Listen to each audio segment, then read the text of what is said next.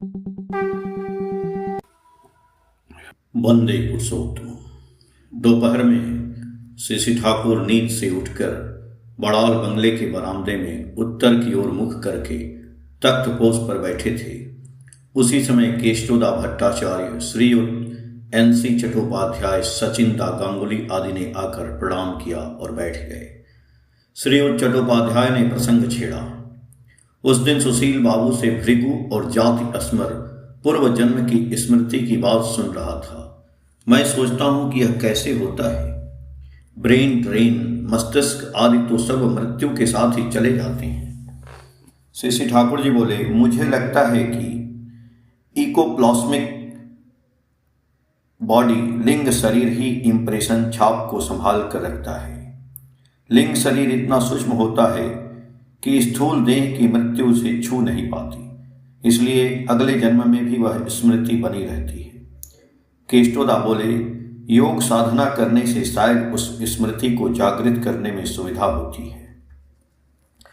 श्री ठाकुर जी बोले कि उषा निशा में मंत्र साधन, चलते फिरते जब, यथा समय इष्ट निर्देश, मूर्त करना ही तब।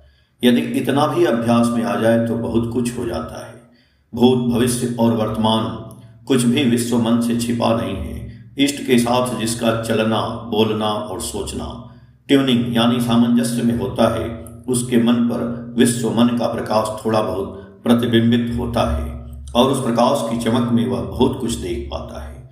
इसके अलावा पीछे की ओर, अतीत की तरफ चिंतन करते करते पूर्व की बहुत सी चीजें प्रकट होने लगती हैं। श्री चट्टोपाध्याय जी बोले कि जब मैं विदेश जा रहा था तब सर आशुतोष को प्रणाम करने गया। उन्होंने कहा, तुम्हें मेरा नाम रखना होगा, तुम्हें फर्स्ट, प्रथम आना होगा। मेरा भी विश्वास था कि मैं फर्स्ट होऊंगा, लेकिन परीक्षा के समय मैं बीमार पड़ गया। पर एक पेपर सब कॉन्शस स्टेट यानी अवचेतन अवस्था में लिखकर भी मुझे पूरे अंक मिले। रिजल्ट निकलने से बहुत पहले ही मैंने स्वप्न में देखा था कि पत्रिका के किस पृष्ठ पर और किस स्थान पर मेरा नाम छपा है।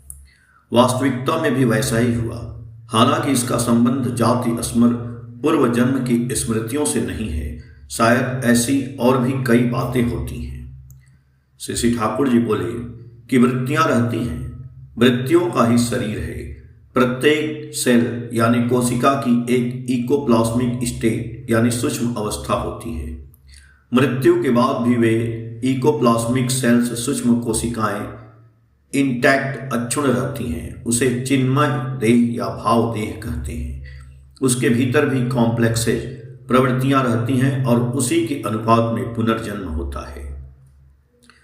मृत्यु के समय पहले गहरा अंधेरा आता है, उसके बाद डैजलिंग लाइट, चौंधिया देने वाला प्रकाश आता है। फिर प्रचंड टन टन शब्द होता है। उस शब्द के झटके से सब कुछ डिस्कनेक्टेड यानी विच्छिन्न हो जाता है। वहां जो स्टैंड सहन कर पाता है, उसकी कॉन्टिन्यूटी ऑफ कॉन्शसनेस, चेतना की निरंतरता बनी रहती है, अन्यथा वह टूट जाती है। इष्ट, गुरु, ईश्वर के प्रति गहरा खिंचाव होने पर ही व्यक्ति कॉन्शसनेस, चेतना को बनाए रख सकता है। हम अपने जीवन काल में भी देखते हैं कि इष्ट के प्रति अत्यंत निष्ठा होने पर रोग, शोक, दुख, दरिद्रता, अपमान, आशाभंग, प्रतिकूल परिस्थितियां और परिवेश के भीषण टकराव और परिवर्तियों की प्रबल उत्तेजना का सामना करते हुए भी इष्ट चेतना के बल पर हम काफी हद तक आत्मस्थ और अविचलित रह सकते हैं, अन्यथा हमारी विवेक, बुद्धि, चेतना और नीति बोध कहीं बह जाते हैं। इसलिए मुझे लगता है कि वास्तविक जीवन में पसंद नापसंद के विरुद्ध विभिन्न प्रतिकूल परिस्थितियों के बीच पड़कर भी जो जितना साम्य भाव यानी संतुलन बनाए रख सकता है, उसकी इष्ट निष्ठा उतनी ही दृढ़ होती है। इससे दो तरह के अमरत्व प्राप्त करना संभव हो सकता है। पहला स्मृतिवाही चेतना के माध्यम से अमरत्व और दूसरा परिवर्ती जन्म में अमरत्व। शरीर के साथ अमरत्व और स्मृतिवाही चेतना प्राप्त करना बहुत कठिन काम नहीं लगता। इसका पहला कदम है इष्ट स्मृति को अटूट बनाना। श्रीयुत चट्टोपाध्याय जी बोले कि परमात्मा और जीवात्मा में क्या अंतर है। श्री ठाकुर जी बोले कि परमात्मा वह तत्व है जिस पर समस्त जीवात्माएं टिकी हुई हैं। परमात्मा मानो समुद्र है और जीवात्माएं उसकी विभिन्न लहरें हैं। समुद्र की ही लहरें जीवात्मा का अर्थ है बीइंग विथ कॉम्प्लेक्सेस, प्रवृत्ति समन्वित सत्ता। परमात्मा में कोई विकार, दोष या परिवर्तन नहीं है। जब मनुष्य प्रवृत्तियों का उपयोग सत्ता के पोषण के लिए करने में सिद्ध हो जाता है और प्रवृत्तियां उसे विचलित या विकृति नहीं कर पाती, तब उसकी जीवन गति परम आनंद और सहजता प्राप्त करती है। इसी तरह के जीवन के माध्यम से ही परमात्मा की उपलब्धि होती है। केष्टोदा बोले, गीता में है, यस्मात् क्षरमति तीतो अहम क्षरादपि चोत्तमः अतो अस्मि लोके वेदे च प्रथितः पुरुषोत्तमः। इस बात का क्या अर्थ है? श्री ठाकुर जी बोले, पुरुषोत्तम साधारण मनुष्य की तरह ही जरा व्याधि यानी बुढ़ापा और बीमारी और मरणशील होते हैं, लेकिन इसके बावजूद वे अपने अविनाशी अक्षय स्वरूप की स्मृति को कभी नहीं भूलते। इसलिए वे क्षर यानी नाशवान होते हुए भी उससे परे हैं। फिर से अक्षर पुरुष की जो अव्यक्त अवस्था है उससे कहीं अधिक महत्वपूर्ण और सार्थक पुरुषोत्तम की वह अभिव्यक्ति है जो अक्षर तत्व का सजीव और चेतनामय विग्रह है। संक्षेप में, जब पुरुषोत्तम का आविर्भाव होता है तब उनके भीतर एक साथ जीव की कल्याण आकांक्षा का चरम विकास और ईश्वर की धारण पालन शक्ति का पूर्ण प्रकाश प्रत्यक्ष देखा जा सकता है। पुरुषोत्तम का अर्थ है द बेस्ट फुलफिलर, सर्वोत्तम पूर्णकारी। श्री चट्टोपाध्याय जी बोले कि स्वामी विवेकानंद ने कहा है कि देवत्व ही मनुष्य का अस्तित्व है। केष्टोदा बोले, उन्होंने अपने अनुभूति के आधार पर यह बात कही है। श्री ठाकुर जी बोले, उन्होंने रामकृष्ण देव के माध्यम से ही यह अनुभव किया था। रामकृष्ण देव की तुलना किसी से नहीं की जा सकती। वैसी बात और कोई नहीं कह सका। आजकल रामकृष्ण के संदर्भ में कई लोग अद्वैत और वेदांत की बातें करते हैं, लेकिन श्री रामकृष्ण स्वयं अद्वैत की मूर्ति थे। वे वेदांत के साक्षात स्वरूप थे। उन्हें छोड़कर अद्वैत या वेदांत की सही समझ विकसित नहीं हो सकती। कई चीज़ें मैथमेटिकली गणितीय रूप से संभव हो सकती हैं, लेकिन वास्तविक क्षेत्र में नहीं। विदेश जाकर विदेश देखने और नक्शे में विदेश देखने में बहुत बड़ा अंतर है। श्री चट्टोपाध्याय बोले कि द्वैत को छोड़कर अद्वैत तक पहुंचना कठिन है। श्री ठाकुर जी बोले, हाँ वही तो, मैंने भी कुछ दिनों तक वैसा अभ्यास किया था। उससे मन सूख जाता है, कड़ा हो जाता है, स्वभाव चिड़चिड़ा और अहंकारी जैसा हो जाता है।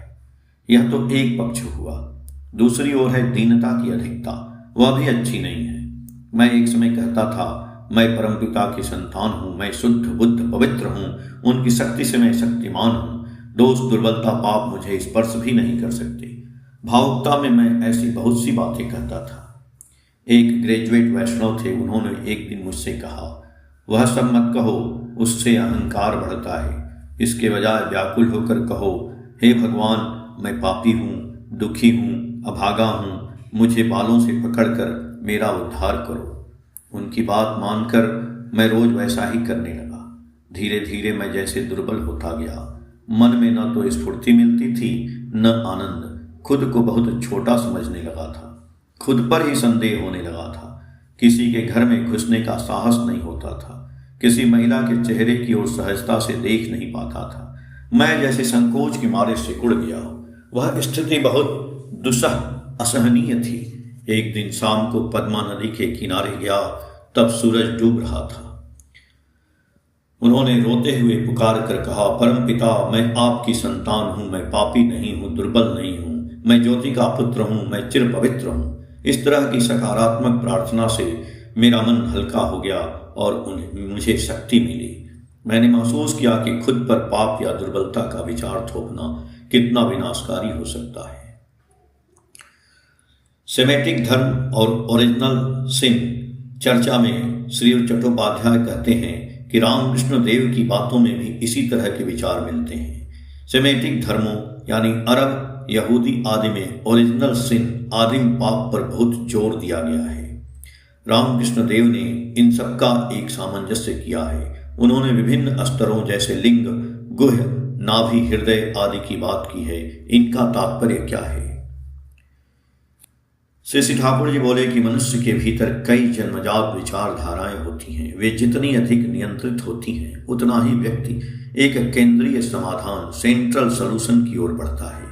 ये अस्तर प्याज के छिलकों की तरह है, छिलके के बाद छिलका और सब मिलकर एक प्याज, अर्थात मैटर और आत्मा, स्पिरिट अलग नहीं है। जो पदार्थ है वही आत्मा है, जो आत्मा है वही पदार्थ है। केष्टोदा पूछते हैं कि द्वैतवाद और अद्वैतवाद बड़ा है, द्वैतवाद से अद्वैतवाद बड़ा है, यह विचार समाज में कहाँ से आया? जबकि निर्विकल्प समाधि के बिना अद्वैत तत्व का वास्तविक बोध होना कठिन है। श्री श्री ठाकुर जी बोले कि यह शंकराचार्य के प्रस्तुतिकरण का प्रभाव है। हालांकि शंकराचार्य ने कभी भी साधना में गुरुकरण या गुरु भक्ति को छोड़ने के लिए नहीं कहा। उन्होंने कहा है अद्वैतम त्रिषु लोकेषु नाद्वैतम गुरुणा सह, अर्थात तीनों लोकों में अद्वैत का भाव रखें, लेकिन गुरु के साथ कभी अद्वैत भाव न रखें। इससे पता चलता है कि वे गुरु निष्ठा पर कितना जोर देते थे। साधारण लोग अक्सर अद्वैतवाद का गलत अर्थ निकालते हैं। वे सोचते हैं कि यदि सब एक ही है तो किसी के आगे समर्पण, सरेंडर करने की क्या जरूरत है। लोग अपनी मनमानी करना चाहते हैं, जिससे वे न केवल अपना बल्कि समाज का भी नुकसान करते हैं।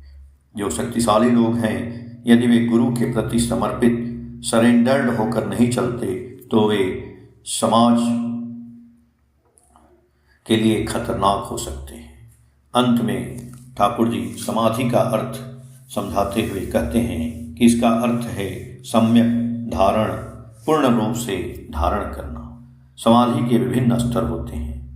निर्विकल्प का अर्थ है जब मन कुछ भी सृजन नहीं करता, बोध में केवल बोध ही बना रहता है। ऐसा लगता है मानो सत्ता अपने विशाल स्रोत में लीन और एकीकृत होकर स्थिति है।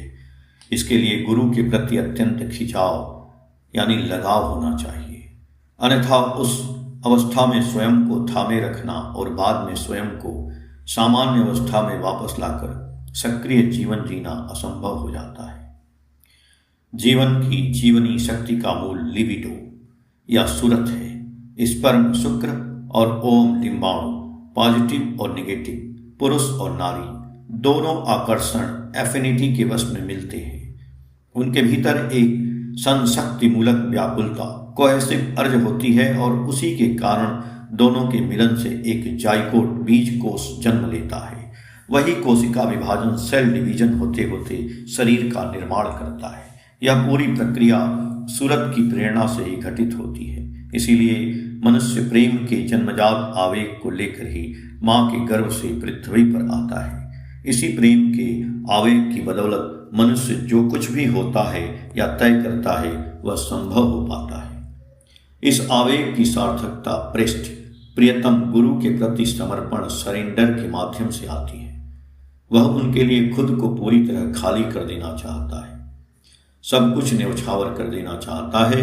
यदि परम जीवन का नशा जैसा कुछ है तो वह यही है। वह अपना भला बुरा नहीं समझता, सुख दुख नहीं समझता, लाभ हानि की परवाह नहीं करता।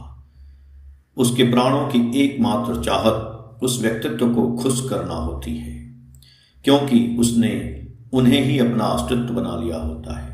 उनके सुख में उसका सुख, उनके दुख में उसका दुख, उन्हों लेकर ही दुनिया होती है। वह सदैव इस कोशिश में रहता है कि उसके प्रियतम के शरीर में एक कांटे की खरोंच तक न लगे। जो अपने बिरवेट पृष्ठ को लेकर जीवन भर इस तरह सक्रिय भाव से विभोर होकर रह सकता है, जिसके पास उनके स्वार्थ, उनकी मांग और उनकी चिंता के अलावा अपना कोई अलग स्वार्थ या विचार नहीं होता। मानव जाति में उसके जैसा सुखी मनुष्य और कोई नहीं होता। बात करते करते श्री ठाकुर आनंद और उत्साह में पागल से हो गए। केष्टोदा के चतुर प्रश्नों ने आग में घी का काम किया। केष्टोदा ने कहा, आप जिस प्रेम की बात कर रहे हैं वह तो मनुष्य के प्रति मनुष्य का प्रेम है। क्या यही सब कुछ है? श्री ठाकुर आसन जमा कर बैठ गए। तकिए को पैरों पर रखकर और उस पर कोहनियां टिकाकर थोड़ा आगे झुकते हुए बड़े जोर से बोले, हाँ हाँ, सब कुछ उसी पर टिका है। वही कील, वही आधार है। उन्हें पकड़ना ही जीवन है। भक्त उनके अलावा और कुछ नहीं जानता। बात यही है, मनुष्य के रूप में न होने पर सत्ता यानी ईश्वर को सहन नहीं किया जा सकता। इसीलिए देखिए, गीता में अर्जुन श्री कृष्ण के विश्वरूप दर्शन के बाद कातर स्वर में कह रहे हैं, हे प्रभु, अब मैं और सहन नहीं कर पा रहा हूँ। मेरा मन भयभीत हो गया है। आप मुझ पर प्रसन्न हों और मेरे सामने अपनी स्वाभाविक सीमित मानवीय मूर्ति धारण करें। हालांकि अर्जुन को अब यह बोध हो चुका था कि श्री कृष्ण स्वयं विश्वेश्वर और विश्व मूर्ति हैं। मनुष्य को केंद्र में रखकर ही मनुष्य के भीतर असीम की वास्तविक अनुभूति जागृत होती है। यही मार्ग है, अन्यथा यह सब हवा के लड्डू जैसा हो जाता है जिसमें कोई ठोस तत्व नहीं मिलता। यदि आप रामकृष्ण देव के सामने पत्थर की काली मूर्ति कहेंगे तो उन्हें कष्ट होगा, क्योंकि उनके लिए माँ केवल पत्थर की प्रतिमा नहीं है। वे चिन्मयी चेतन हैं, उनका जीवन सर्वस्व है। वही माँ उनकी चेतना का आधार है। इसलिए सोच कर देखिए, द्वैत या अद्वैत जो भी कहें, सब उस बिलव्ड प्रेस्ट प्रियतम के माध्यम से ही है। उस प्रियतम को लेकर ही सब कुछ है। श्रीयुत चट्टोपाध्याय जी बोले कि आजकल अधिकतर लोग धर्म को छोड़कर राजनीति करने के पक्षपाती हैं। उनकी धारणा है कि राजनीति का धर्म से कोई संबंध नहीं है। श्री ठाकुर जी बोले, धर्म का अर्थ वही है जो बचाने और बढ़ाने यानी अस्तित्व और विकास को धारण किए रहता है। व्यक्तिगत और सामूहिक रूप से सर्वांगीण संवर्धन में ऐसी कोई भी जीवनदायी वस्तु या विषय नहीं है जो धर्म के दायरे में न आता हो। राजनीति का लक्ष्य भी मनुष्य का कल्याण है, इसलिए उसे धर्म सम्मत होना ही पड़ेगा। जो कुछ भी धर्म के विरुद्ध है वह वास्तव में जीवन के प्रतिकूल है। इसलिए किसी भी क्षेत्र में हम धर्म को त्याग कर नहीं चल सकते। ईश्वर परायणता ही शांति का मार्ग है। जैसे भी हो, हमें उसी पथ पर चलना चाहिए। सभी संप्रदायों का लक्ष्य एक ही है। इसलिए सांप्रदायिक विद्वेष को बढ़ावा न देकर प्रत्येक व्यक्ति अपनी विशिष्टता के अनुसार धर्मनिष्ठ होकर चले, ऐसी व्यवस्था होनी चाहिए। इससे मनुष्य संयमित, सेवा परायण और कर्तव्य परायण बनता है। जन साधारण में इन गुणों का विकास हुए बिना समाज या राष्ट्र टिक नहीं सकता। विशेष रूप से जो नेता हैं, उनका नीति सदाचारी अनुशासित होना आवश्यक है। अन्यथा लोक संचालन की इतनी बड़ी जिम्मेदारी निभाना क्या आसान बात है। जिसने श्रेय को स्वीकार कर उसके अनुशासन को सिरोधार्य नहीं किया, जिसने खुद को नियंत्रित नहीं किया, उसे कोई क्यों मानेगा? क्या उसकी समझ और विवेक रंगहीन, पक्षपात रहित हो सकते हैं? यदि ऐसा व्यक्ति नेता बने तो विनाश का मार्ग ही प्रशस्त होगा। रामदास के अनुयायी रहकर शिवाजी ने जिस तरह राजनीति और राज्य संचालन किया, क्या उसकी कोई तुलना है? धर्म और गुरु पर आधारित हुए बिना शक्ति नहीं मिलती। प्रसंगवश श्रीयुत चट्टोपाध्याय ने कहा, शंकर आदि शंकराचार्य ने अभ्यास को समझाने के लिए 7-8 पृष्ठ लिए हैं। शंकर का मत केवल मायावाद नहीं है, उनकी मुख्य बात अध्यास है, जैसे रस्सी में सांप का भ्रम। श्री ठाकुर जी बोले, भ्रम से बचने के लिए सांप को भी जानना चाहिए और रस्सी को भी। ज्ञान जितना सटीक होगा, भूल उतनी ही कम होगी। माया का अर्थ है मापा जाना या मापना। माँ कौन है? उसका अर्थ है जो संतान को माप कर देती है। पिता का अर्थ है जो संतान की बीज सत्ता का वपन करते हैं। इसके बाद सभी उस समय के लिए विदा हुए। थोड़ी देर बाद जब शाम हो गई, शुक्ल पक्ष की रात थी, लेकिन आसमान थोड़ा बादलों से घिरा था। शशि ठाकुर चौकी पर तकिए का सहारा लेकर लेटे हुए आसमान की ओर देखकर केष्टोदा को बुलाकर कह रहे हैं, ओ केष्टोदा, वह देख रहे हैं उज्ज्वल तारे के ऊपर बादल। ब्रह्म ज्ञानी मनुष्य वैसे ही दिखते हैं, उसी तरह आलोकित। केष्टोदा एक बार आसमान की ओर देखकर फिर मुक्त दृष्टि से शशि ठाकुर की ओर देख रहे हैं। बीच बीच में शशि ठाकुर के मुख पर तब निःशब्द, मधुर और मनमोहक हंसी की लहरें खेल रही थीं, मानो अनंत आनंद का एक जीवंत झरना अपनी लीलापूर्ण भंगिमा में तरंगित होकर बह रहा हो। जय गुरु।